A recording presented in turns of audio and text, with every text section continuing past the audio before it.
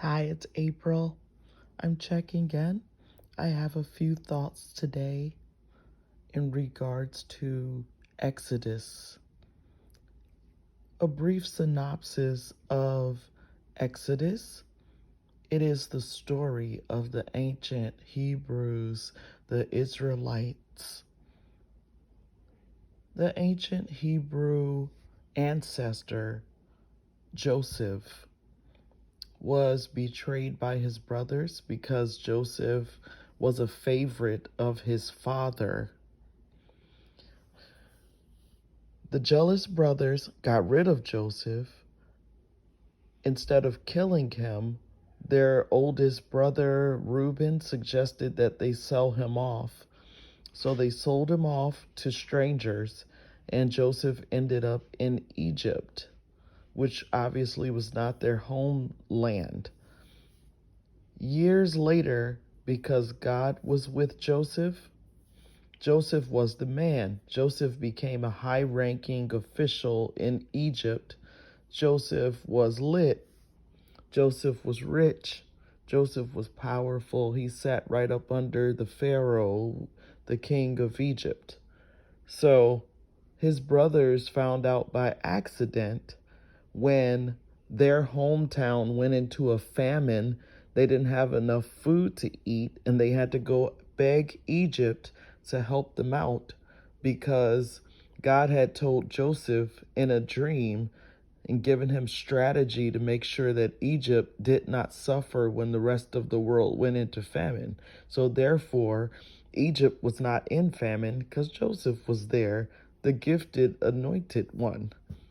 Anyway, here comes his brothers to beg for food for their family, and Joseph recognizes them, but they don't recognize Joseph. Why? Because he looks like an Egyptian. He is dressed like an Egyptian. He probably has face makeup and everything else and a headdress like an Egyptian. So they don't recognize him right away. And also, I'm sure he's much older by now, too. So anyway, long story short, they end up realizing it's him. They feel horrible, blah, blah, blah. Their family ends up moving to Egypt, right?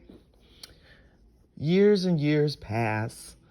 The Pharaoh who was in power, he gets old and dies. There's a new Pharaoh, and Joseph dies of old age also. There's a new generation of Hebrews, Israelites, new generation of Egyptians, and these Egyptians and their new Pharaoh don't care nothing about what happened before in the previous generation because the Hebrews, the Israelites, God's chosen people, are super blessed and fruitful.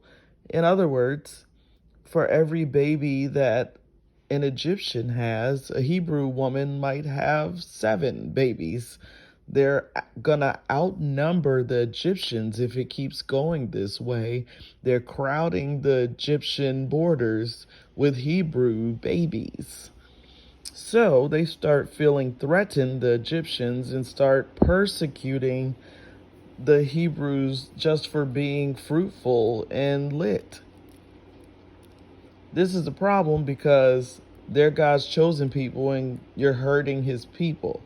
Like any loving father, he's starting to get a little agitated and froggy because you're coming for my children, right? And because of God's patience, a lot of time goes by. A father in the natural would have been got at you, right? But God is long suffering, gentle, patient, loving, kind, and all these things. So he gives people time and he allows them to make their decisions. But his plan eventually has to come to pass, which is my people are blessed because I chose them. Anyway, the officials in Egypt tell the midwives, the doulas, the women who are helping women push their babies out to kill every child that's a male in the Hebrew camps so that they can lessen how many children they have, and the Egyptians won't become outnumbered by the Hebrews. This is a horrible plan. I just want to say that. Out of this, Moses is born. When Moses is born, not so coincidentally, in the middle of the killing of all the Hebrew boys, his mother hides him. When his mother hides him, she puts him in a basket. This is how the story goes. When she puts him in a basket on the river, the daughter of the Pharaoh, the king of Egypt, finds him. Moses, the chosen Hebrew person, becomes the Pharaoh's daughter's son. All of this is completely, come on, like it has to be destiny, because how did that happen? How was she the one to find him? But anyway, long story short, Moses is chosen by God to deliver the people, the Israelites. And as time goes by, he gets old enough. He goes and marries an African woman. He comes back because God insists he comes back. God comes to visit him in the burning bush and talks directly to him. At the time, well, maybe now too, God doesn't speak directly to everybody. Only certain people get to hear his voice. And Moses is a very special person chosen by God to walk closely with him. So God said, go back. Moses went back to Egypt. When he goes back, the Egyptians immediately start acting a fool because he's going with the message from Yah to let his people go. No matter what Moses says or does, they won't let the Israelites leave because the Israelites are blessing them. The Israelites are bringing prosperity to their country. The Israelites are working while the Egyptians are taking the benefits of their labor and work. Does that sound familiar? They flip-flop. The Pharaoh will say, yeah, I'll let you go. Then he'll harden his heart. Yeah, I'll let you go. Then he'll harden his heart. They went back and forth and back and forth. They had a tremendous rap battle between the Hebrew God of Israel and the wizards and magicians of Egypt. They had a spiritual rap battle. And of course, Yah won, right? Every time, hands down. He's the most high God. You can't go over him, under him. You can't beat him. He is the rap battle master. He's never lost a battle. Anyway, as Pharaoh flip-flops and goes back and forth and hardens his heart toward the Hebrews, the Israelites, God gets sick of that. And he's like, yo, I'm going to kill all the firstborn sons of every Egyptian household and even their firstborn animals. Somebody got to die. You have to let my people go, or that's it. So at this point, the Hebrews are probably a little scared, and God is like, don't worry, I got you. Y'all not gonna die. Only the Egyptians and their animals are gonna die. It's gonna be blood in the streets, blood on the dance floor, know what I'm saying?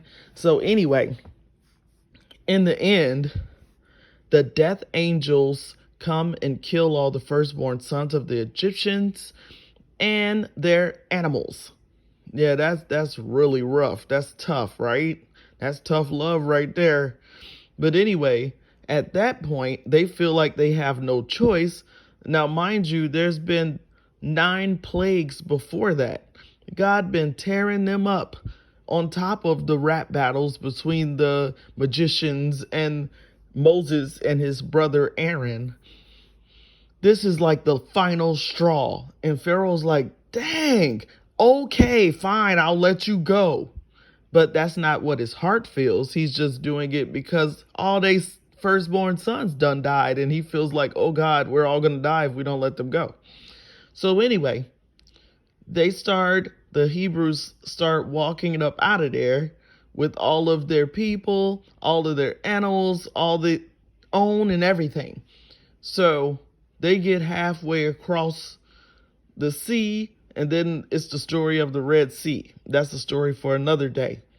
My point is, until you let the children of Israel go from whatever bondage you have them in, social, financial, work slave, whatever you're doing to them, the Most High Yah has not changed. He is God. He does not change.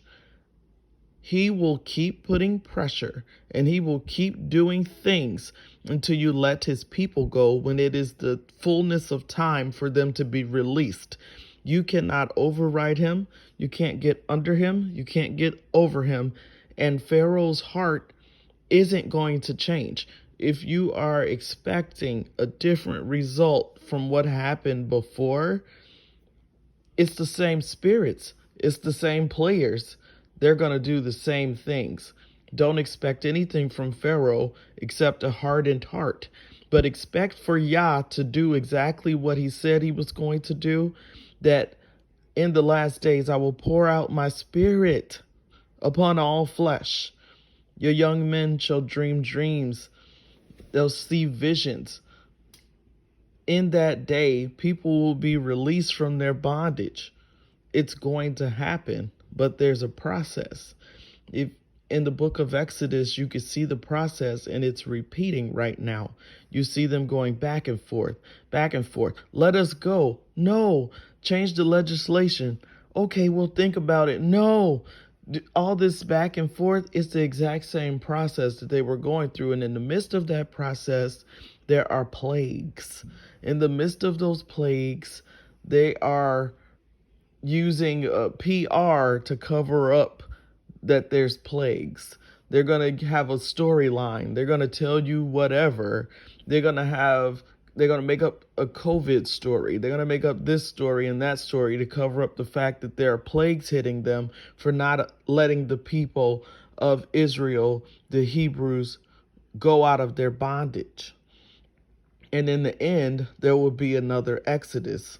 And it can't be avoided. It's inevitable. It's only a matter of time.